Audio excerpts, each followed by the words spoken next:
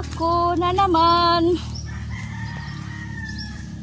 Ang lalim ng hinukayan. Ayan. Ang lalim. Nakakapasok pa rin yung manok.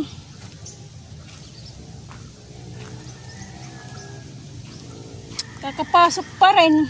Kalkal pa rin yung iba. Ano tayong magagawa? Ganyan na talaga.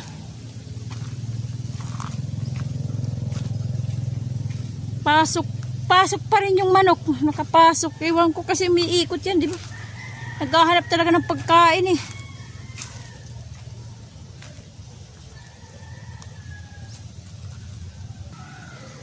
Hey guys! Opo!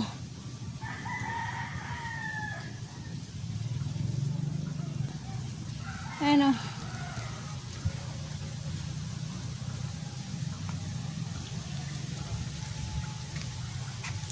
Nagkakaroon pa rin ng bunga. Ayan. Pero ano na yung bunga eh. Hindi na maganda yung pagkakatubo ng bunga. Ito na lang guys. Dalawa. Maganda. Ayan o. Ang laki o. Maganda siya guys. Tapos yung isa nandito. Yan. Ayan yung isa. Ayan o. Tatlo yung malalaki.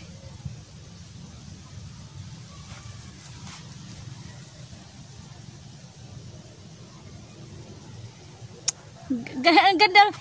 Ito na yung bunga na maganda. Yung pinakaunang bunga niya sa upo, yung upong to. Ito yung pinakamaganda. Tsaka pinakamalaki.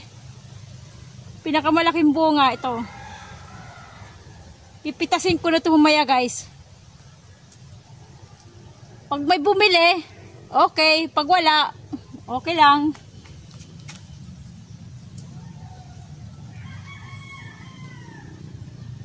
Okay. Nandito ulit ako. Sa aking maliit na taniman. Yun pa rin.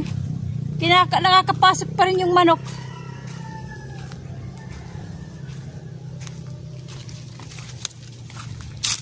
Muulan-ulan din guys dito. Merong laglag na nyug. Ayan. Merong laglag. Bubunutan natin to tapos uuwi dadalhin ko kasi may bumibili dun eh. Binibenta ko eh. Yung nga lang mura lang ang isa. 8 piso. Binibili 8 piso lang. Isa lang, iisang laglag. Okay guys, may ulit. Siguro magdadagdag ulit ako ng yung kahoy, yung dito sa ilalim ng bakod. Hanggang doon. Yung mga pinapasukan ng manok. Siguro anin ko. Kasi siguro nakakalusot pa rin yung mga maliliit na awang. Siguro sisiksikin ko yung kahoy. Kaya yun, bungkal ng bungkal, kalkal ng kalkal yung manok kasi mayroong mga sisiw eh. Kailangan pakainin yung kanyang mga sisiw. Kaya bungkal ng bungkal.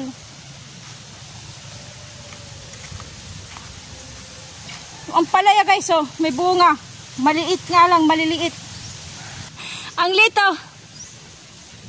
Gulang na. Pwede na pitasin. Ang lito. Ano naman lang kasi ito buto na tumubo. Yung, di ba yung kinikwento ko sa inyo na yung nahinugan dito ng ampalaya, kasi mga ampalaya din dito katanim. Nanog yung ampalaya, naglaglagan yung buto, ayan, tumubo. Yun na lang. Hindi ko na siya ginalaw. Dinalagay ko na lang ito ng kahoy. Ng mga sanga para may siyang makapitan. Yan. Inayos ko na lang. Yan, may maliliit ang bunga. Ito rin maliliit.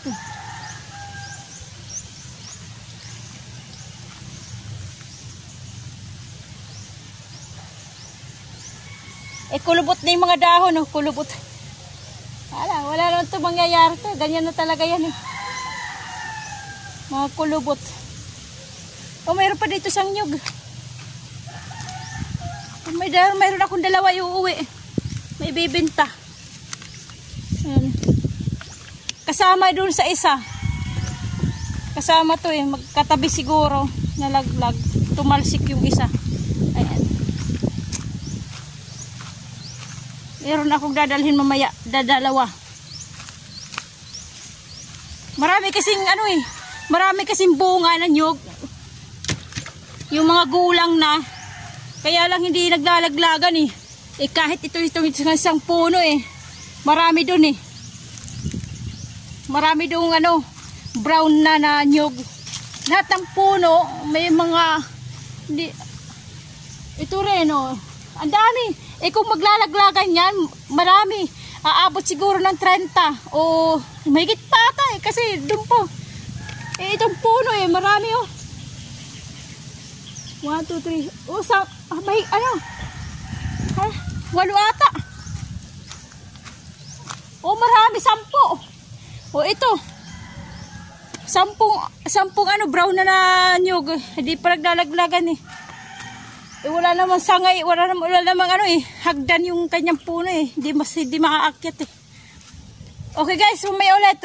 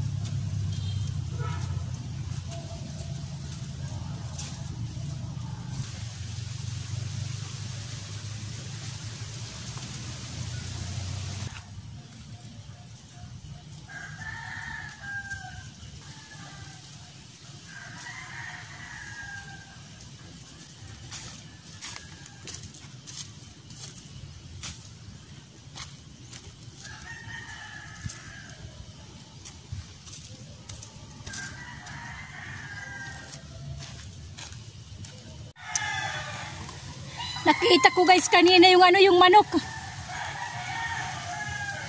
Alam ko na kung saan dumadaan. Nauuna yung ano, nauuna yung sisiw pumasok. Siyempre, pag ang sisiw mauna, susunod yung inahin. Ginagawa dito sa taas. Yan, di ba dito sa mga ko kahoy na nilagay? Sa taas sila dumadaan. Sa taas na dumadaan yung inahin. Yung inahing manok. Sa taas. Baling gagawin ko nito na naman. Mangunguha ko ng kahoy na mataas. Siguro hanggang dito.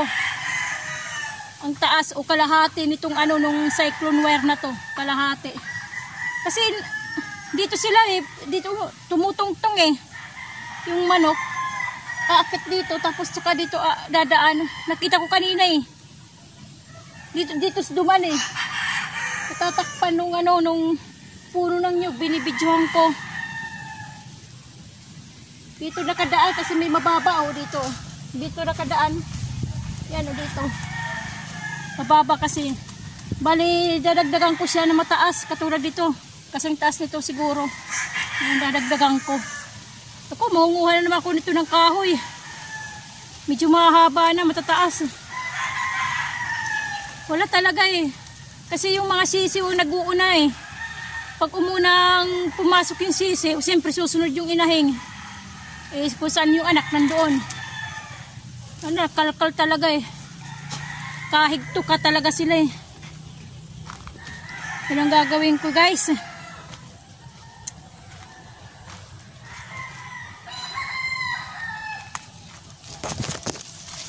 Ahay. Doble trabaho. Ganun talaga. Pag mayroong alaga ng kapitbahay, ako na ang mag-a-adjust.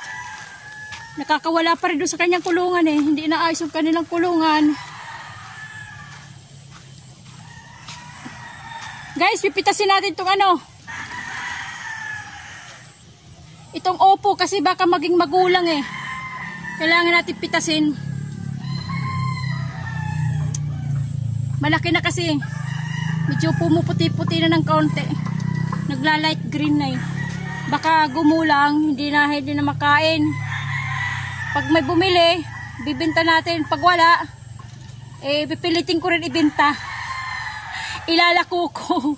Parang banana Q. Ilalako ko pag walang bumili dun habang naglalakad ako. Pero sa dito banda, bago pumasok ng proper ng poblasyon, may bumibili, nagtatanong sa akin. Pag nakikita nilang may dala-dala ako, magtatanong sa akin kung bibenta ko, siyempre pag sinabi magtanong, siyempre bibenta ko na. Sabi ko, oo, binibenta ko. Ayun. Katulad yung nakaraan, kahit maliliit, bininta ko. Kasi nga gustong bilhin ayoko sanang ibenta kasi nga gugulayin ko na. Pinilit niya sa akin na bilhin daw nila. Ngayon, bininta ko na kahit maliliit. Yung nga lang, murang halaga na lang. 10 piso yung maliliit.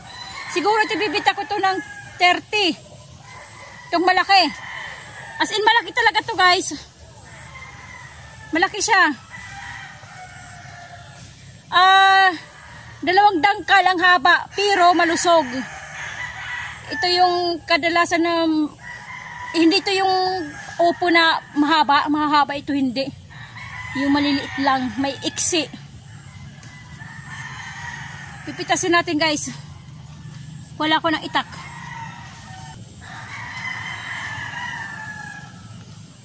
Uulan.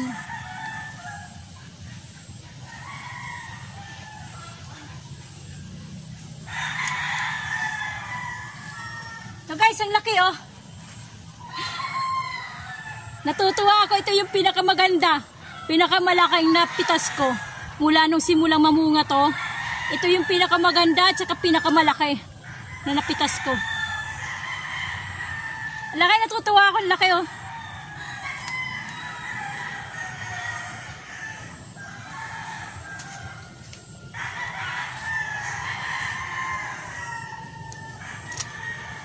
Ayan. Dalawa. Ito yung pangalawang malaki.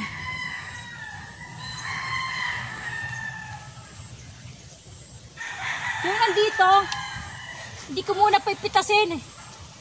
Yung ito, hindi ko muna pipitasin ito.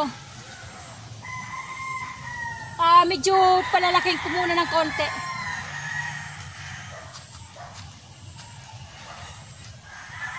Kasi ano pa eh, medyo ano pa, yung kanya kulay green. Dark, green na green pa. Kaya, palalaking ko ng konti. Pag hindi na siya lumaki, pipitasin ko na lang. Panggulay ko na. Yon, matitikman ko pag hindi na lumaki yan. Pipitasin ko, panggulay ko na. Okay guys. Uulan ata guys. Uulan na naman. Makapal yung ulap. Lagi kasing umuulan dito ngayon eh. Lalo na kaninang gabi, ay kagabi at saka hanggang umaga. Hanggang bago ako umalis doon, umuulan ng malakas. Ngayon lang tumila-tila yung ulan eh. Ngayon nagbabadya na naman ng malakas na ulan. Medyo uuwi na rin ako guys. Tsaka ako na lang yung